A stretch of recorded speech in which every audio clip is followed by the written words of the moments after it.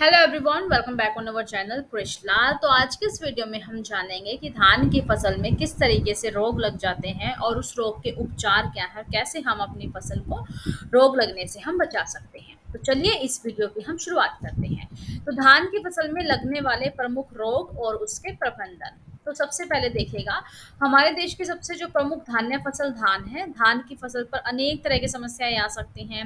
रोग के आक्रमण भी हो सकते हैं और इन रोगों के रोग कारक जीव की प्रकृति में विभिन्नता होने के कारण इनकी रोकथाम के जो उपाय हैं वो भी भिन्न भिन्न होते हैं। यानी कि अलग अलग तरह के रोग लग जाते हैं तो उनको अलग अलग तरीके से हम लोग उसका निपटारण करते हैं।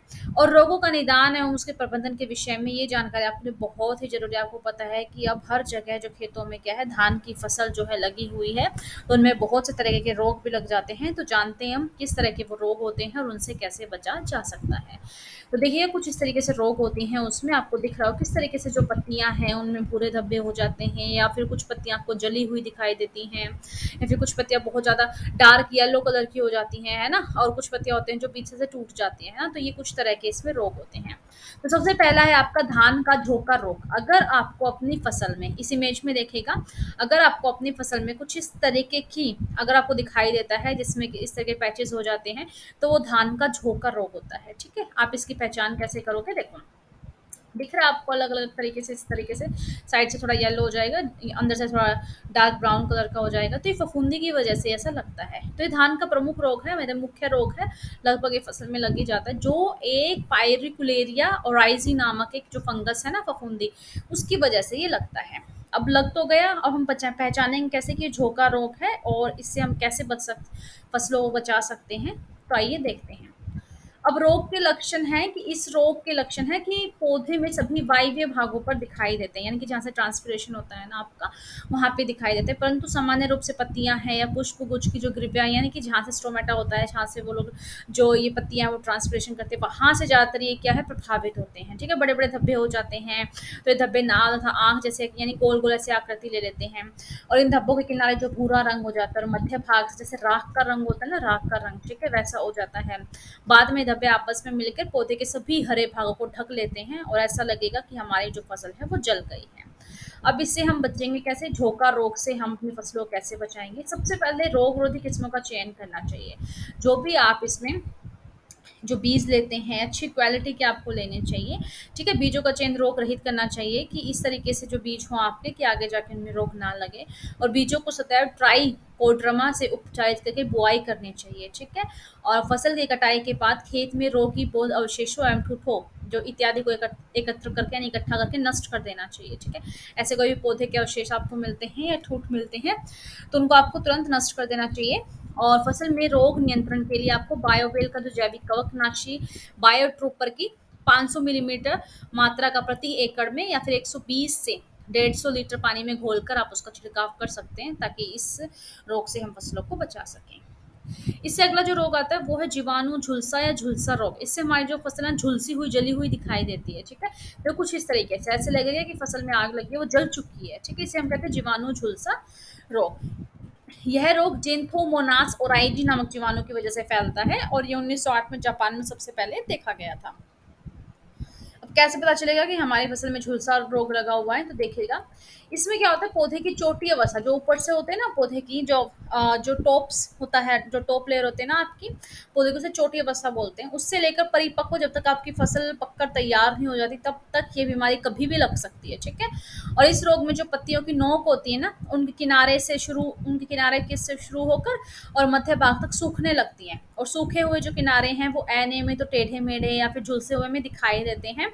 और इन सूखे हुए पीले पत्तों के साथ साथ राख के रंग के चकते भी इस पे दिखाई देते हैं। और संक्रामण की उग्र अवस्था में पत्तियां जो है सूख जाती हैं और बलियों में दाने नहीं पड़ते हैं। ठीक है, जो आपकी बलियां है ना, इसमें दाने नहीं पड़ते हैं। तो ये होता है झुलसा रोग। अब इससे हम बचाएंगे कैसे अपनी फसल को, देखिएगा इसके उपचार। सबसे पहले हमें शुद्ध एवं स्वस्थ बीजों का प्रयोग करना चाहिए। ठीक है, ताकि ये रोग उसमें लगे ही ना। अगर ऐसा लग गया है तो उसको कैसे बचा सकते हैं। बीजों को बुआई करने में जो आपका 2.5 ग्राम स्ट्रेप्टोसाइक्लिन और 25 ग्राम कॉपर ऑक्सीक्लोराइड के घोल में 12 घंटे तक इसको डुबोएं। और इस बीमारी को लगने की अवस्था में नत्रजन का प्रयोग कम कर दें। और जिस खेत में बीमारी लगी है उस खेत में पानी है ना, उस खेत का पानी दूसरे खेत में ना जाने दें, नहीं तो जो है ये बीमारी उस खेत को भी लग जाएगी। और साथ ही साथ खेत की सिंचाई न करें। और बीमारी को और अधिक फैलने से रोकने के लिए खेत में समुचित जल निकास की जो व्यवस्था है वो हमें कर देनी चाहिए। अब इससे आगे रोग आता है शीत झुलसा या फिर आवरण झुलसा। तो इमेज दिखा देती हूँ, कुछ इस तरीके से जाले जाले से उसमें लग जाते हैं सफेद इसमें, और जो कैसे जो है आपकी फसलें वो झुलसी हुई नजर आती हैं। तो ये आपका जो फंगस है, जो हमारा फफूंदी होता है ना, वो रोग उसकी वजह से ऐसा होता है, जिसका रोग जो है कारक जो है राइजोक्टेनिया सोलेनाई है। पूर्व में इस रोग का अधिक महत्व का नहीं माना जाता था। अधिक पैदावार देने वाली या अधिक उर्वरक उपभोग करने वाली प्रजातियों के विकास में यह रोग धान के रोगों में अपना प्रमुख स्थान रखता है, जो कि उपज का जो है आपका 50% तक, यानी कि 50% से ज़्यादा जो है आपको ये नुकसान, फसलों को जो नुकसान है पहुंचा देता है। अब कैसे पता लगाएंगे कि इस रोग से हमारी जो फसलें हैं वो ग्रसित हैं? तो इस रोग का जो संक्रमण है नर्सरी से ही दिखना प्रारंभ हो जाता है, ठीक है? जिससे पौधे नीचे से जो है, नीचे का भाग उनका सड़ने लगता है और मुख्य खेत में लक्षण कल्ले बनने की अंतिम अवस्था में प्रकट होते हैं। लीफ शीथ पर जल सतह के ऊपर से धब्बे बनने लग जाते हैं। इन धब्बों की जो आकृति है वो अनियमित, या फिर जो किनारा है वो गहरा भूरा, या बीच का जो भाग है वो हल्के रंग का दिखाई देता है। पत्तियों पर घेरेदार धब्बे बनते हैं। अनुकूल परिस्थितियों में कई छोटे छोटे धब्बे मिलाकर एक बड़ा धब्बा बना लेते हैं, और इसके कारण शीत तना ध्वजा पत्ती जो है ना, ध्वजा की पत्ती का ऊपर का रूप है, पूर्ण रूप से ग्रसित हो जाता है, पौधे मर जाते हैं, ठीक है? उनकी आगे ग्रोथ नहीं हो पाती है। खेतों में यह रोग अगस्त से सितंबर में अधिक तीव्र गति से लगता है, और संक्रमित पौधों में जो बलियां हैं वो नहीं निकलती, कम निकलती हैं, दाने तो उसमें बनते ही नहीं है, ठीक है? तो इससे हम बचाएंगे कैसे अपनी फसल को? तो धान को रोगरोधी प्रजातियों का सबसे पहले चयन करना चाहिए। अच्छे बीज, अच्छी क्वालिटी के बीज आपको यूज़ करने चाहिए, और बीजों में जो फफूंदी नाशक जो दवाई आती है ना, उसको बुआई के समय ही आपको उसको उपचारित कर देना चाहिए। और मुख्य खेतों एवं मड्ढों को खरपतवार से मुक्त कर दे। खरपतवार होते हैं जो अनावश्यक जो पौधे, पेड़ पौधे पौधे जो हैं आपस में लग जाते हैं, ठीक है? उनको तुरंत ही वहाँ से खरपतवार को हटा देना चाहिए। और संतुलित जो उर्वरक है, जो फर्टिलाइज़र आप यूज़ करते हो ना, वो एक निश्चित मात्रा में ही होना चाहिए, ज़्यादा नहीं होना चाहिए। ज़्यादा क्या होता है, आपकी फसलों को खराब कर देता है, ठीक है? संतुलित उर्वरक का ही हमें प्रयोग करना चाहिए, और नाइट्रोजन उर्वरक को 2 या 3 बार में देना चाहिए, ठीक है? और खेतों में जो फसल के अवशेष है ना, उनको नष्ट कर देना चाहिए। साथ ही साथ फसल में रोग नियंत्रण हेतु बायोवेल का जैविक कवकनाशी बायो ट्रिपर की 500 मिलीग्राम मात्रा जो है आप इसमें 150 लीटर पानी में मिलाकर तो छिड़काव कर सकते हैं।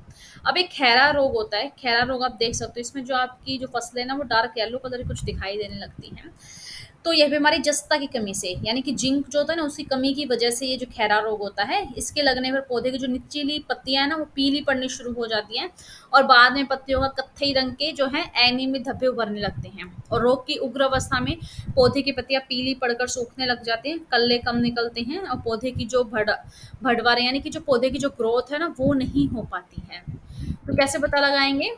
तो रोग से प्रभावित होने वाले पत्तियों पर हल्के पीले रंग के धब्बे दिखने लगेंगे आपको। कुछ समय बाद धब्बों का रंग और आकार भी बढ़ जाएगा, और रोग बढ़ने के साथ साथ धब्बे जो गहरे कत्थई रंग के हो जाएंगे, या डार्क येलो कलर के हो जाएंगे, और रोग से प्रभावित जड़ों में भी कत्थई होने लग जाता है, जिससे पौधे का विकास नहीं हो पाता और पैदावार में बहुत भारी कमी आती है। अब खैरा रोग का रोकथाम कैसे करेंगे हम? इसमें आपको करना क्या है, धान की फसल में बीमारी न लगे उसके लिए आपको 10 किलोग्राम जिंक सल्फेट प्रति एकड़ की दर से रोपाई से पहले ही आपको, यानी जब खेत की तैयारी करते हो उसी समय आपको डालना चाहिए, ताकि जो है ऐसा रोग ना लगे। और बीमारी लगने के बाद इसकी रोकथाम के लिए 2 किलोग्राम जिंक सल्फेट और 1 किलोग्राम चूना 250 से 300 लीटर पानी में घोलकर प्रति एकड़ में छिड़काव कर दें, और साथ ही साथ आपको 10 दिन के बाद फिर से आप स्प्रे कर सकते हैं। अब इससे आगे आभासी कंड रोग, इसे हम ध्वज कंड रोग भी कहते हैं, फिर हल्दी रोग भी कहते हैं, ठीक है? मैं आपको दिखाती हूँ इमेज में, कुछ इस तरीके से जो आपकी फसलें हैं वो ऐसे दिखाई देती हैं। अब ये रोग जो है आपका क्लेविसिस ओराइजी नामक जो फंगस है ना, फफूंदी, उसकी वजह से फैलता है, और पहले से इस रोग में ज़्यादा महत्व का नहीं माना जाता था, बल्कि इसे किसानों के लिए शुभ संकेत माना जाता था। परंतु अधिक पैदावार देने वाली या अधिक उर्वरक उपयोग करने वाली प्रजातियों के विकास और जलवायु परिवर्तन से अब ये रोग धान के रोगों में अपना प्रमुख स्थान रखता है, जो कि संक्रमण के अनुसार उपज से 2 से 40% जो है आपकी फसल को नुकसान पहुंचा देता है। इस रोग का लक्षण है कि पौधों में बलियों में केवल दाने पर ही दिखाई देता है ये रोग, ठीक है? और रोगजनक के विकसित हो जाने के कारण बाली में कहीं कहीं बिखरे हुए दाने बड़े मखमल के समान चिकने हरे समूह में दिखाई देते हैं, जो अनियमित रूप से गोल अंडाकार होते हैं, और इनका रंग भारी और नारंगी पीला और मध्य से लगभग सफेद होता है। और इस रोग में बाली में कुछ ही जो दाने से प्रभावित होते हैं, ठीक है? और हम इसको कैसे रोक सकते हैं? इसमें आपको खेतों को खरपतवार मुक्त कर देना चाहिए और खेत की तैयारी के समय आप क्या कर सकते हो, सफाई करके गहरी जुताई कर सकते हैं, तेज धूप लगने के लिए उसे खुला छोड़ देना चाहिए और फसल में रोग नियंत्रण के लिए आप बायोवेल जैविक उपनाशी का आप इस्तेमाल कर सकते हैं। ठीक है। अब एक भूरा धब्बा रोग और होता है, ये आम बात है, ये इसमें मिल जाता है आपकी फसलों में, मतलब लग ही जाता है, तो इससे कैसे बचाएंगे?